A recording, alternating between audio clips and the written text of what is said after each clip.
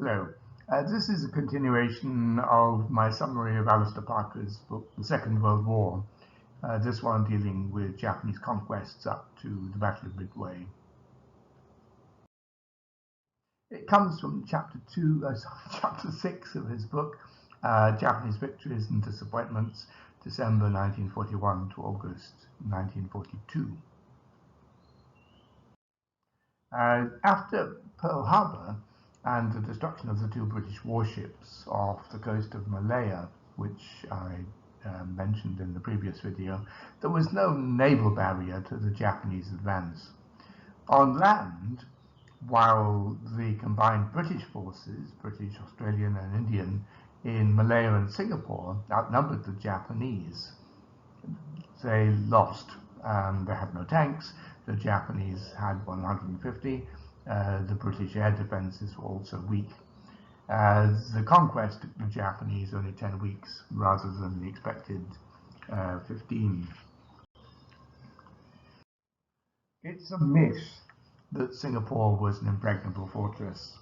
Although Singapore was defended by very powerful fixed gun batteries to counter any seaborne attack, the British knew that they had to defend the landward side far to the north in Malaya, but they failed to do this for reasons which I'll mention later. It's also a myth that Malaya and Singapore were a lotus land which sapped the military abilities of their defenders, as per General Wavell's statement that the whole country had been asleep for at least 200 years. Anyone with knowledge of Southeast Asian history would comment on that, I think. There are several reasons for the British defeat. The Japanese had air and naval superiority, so that the British couldn't interfere with their invasion of Siam and northern Malaya, nor could they prevent Japanese flanking attacks by sea. British strategy for the defense of Malaya had come to rely on air power, but in 1941, other British preoccupations took priority, so Malaya and Singapore were neglected. Then, whilst the British thought that war with Japan was possible, they assumed that no attack would come before spring 1942. Then also, British commitments were greater than their meagre resources, especially when it still seemed possible in 1941 that Germany would defeat the Soviet Union. Crucially, it was hard for the British to devise an effective defence strategy for their Singapore base. Ground forces should be deployed far to the north to limit the possibility of air attack, but also close to Singapore in case of landings by sea.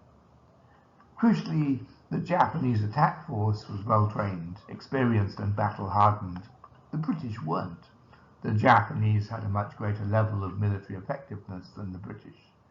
Success didn't depend on tactical innovations or any special Japanese skill in jungle warfare, as is sometimes supposed. Generally, neither side entered the jungles except for short outflanking movements.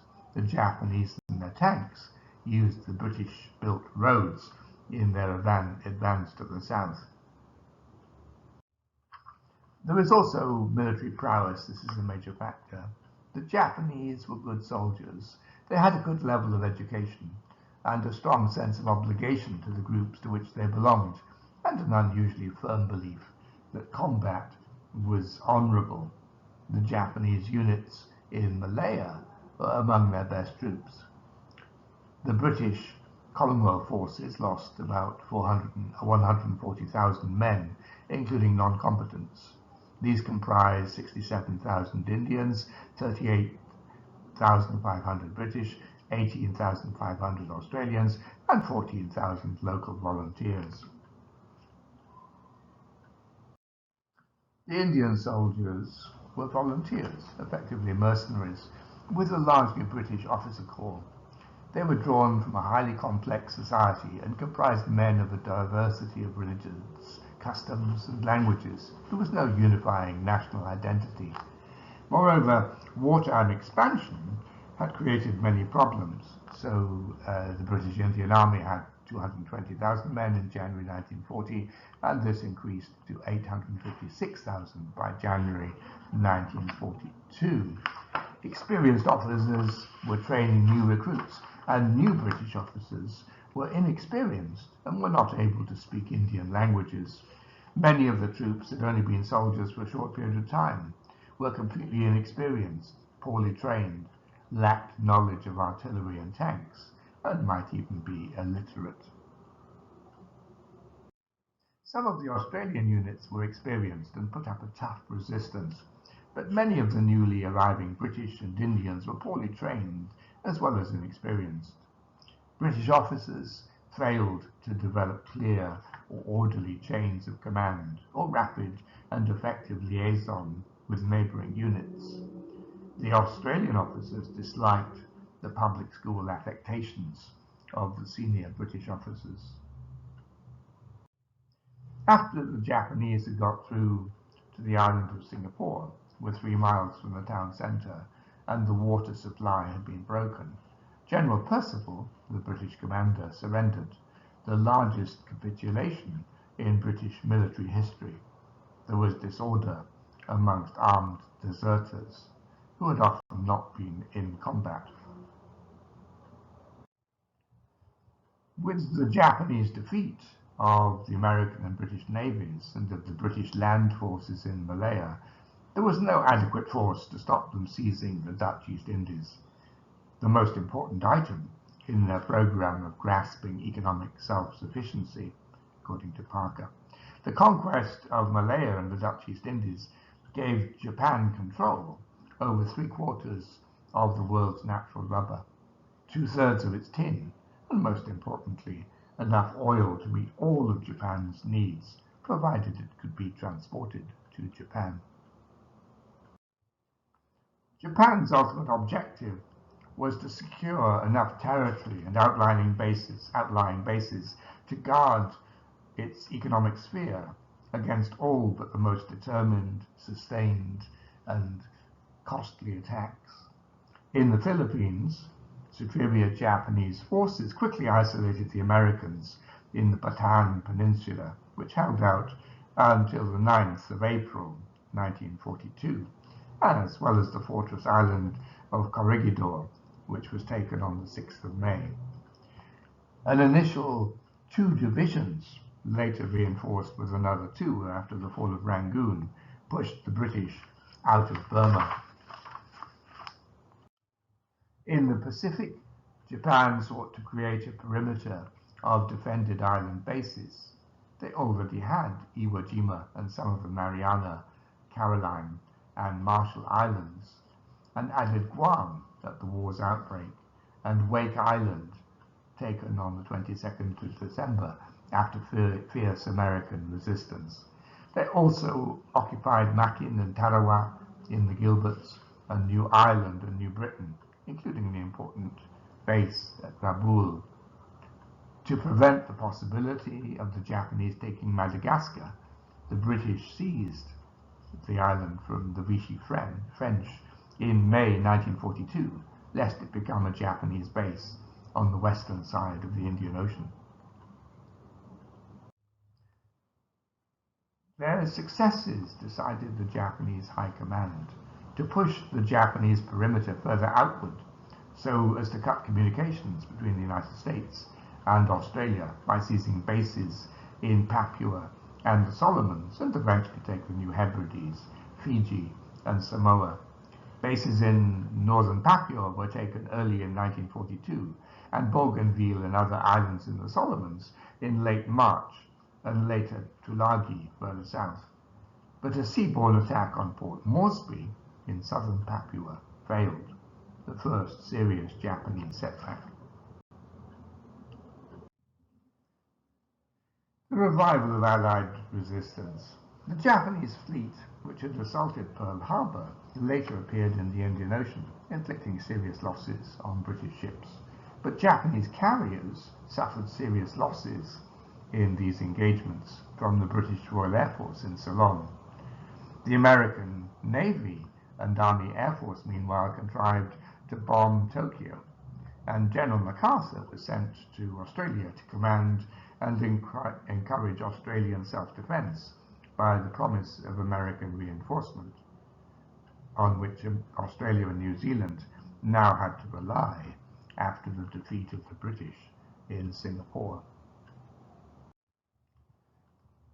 Using decoded Japanese signals, American intelligence learned in April 1942 that the Japanese were going to attack Fort Moresby and Tulagi. An American-Australian task force was assembled in early May, including 2 carriers. A naval battle ensued in the Coral Sea between New Guinea, Australia, and the Solomons. This was on the 7th and 8th of May. Conducted entirely by aircraft, the rival fleets never seeing each other or exchanging gunfire. Both sides lost ships, but the Japanese push to the south was halted, and the idea of a naval invasion of Port Moresby abandoned. This is a map of the area. Those of you who are unfamiliar with all the islands in the Western Pacific, you can see some of them there. So the Battle of the Coral Sea, you can see the Coral Sea marked there just to the northeast of Australia, south of New Guinea and the Solomon Islands.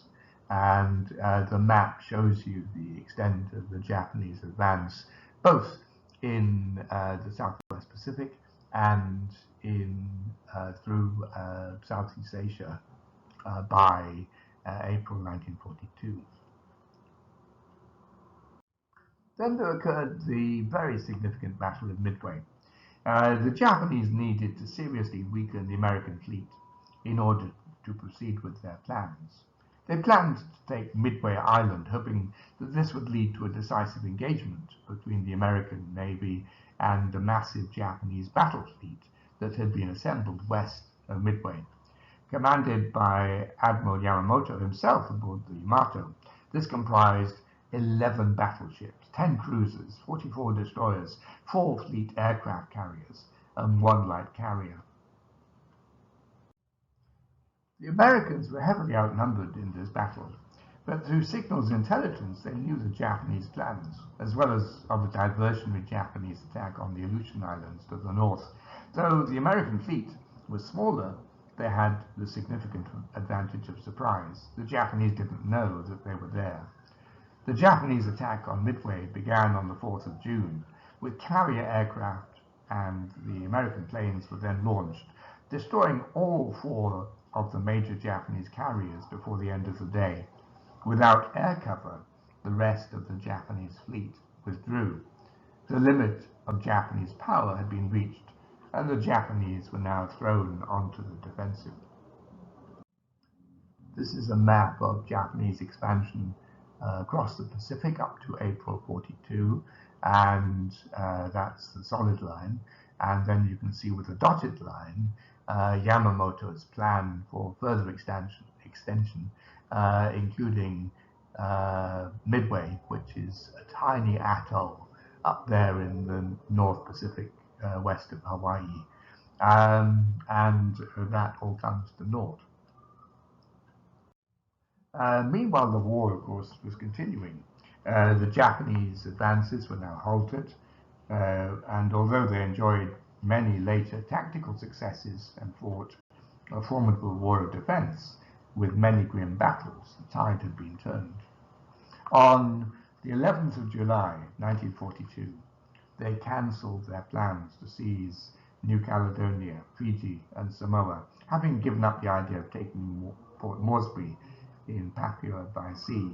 They attempted to take it by land, but were blocked by the Australians.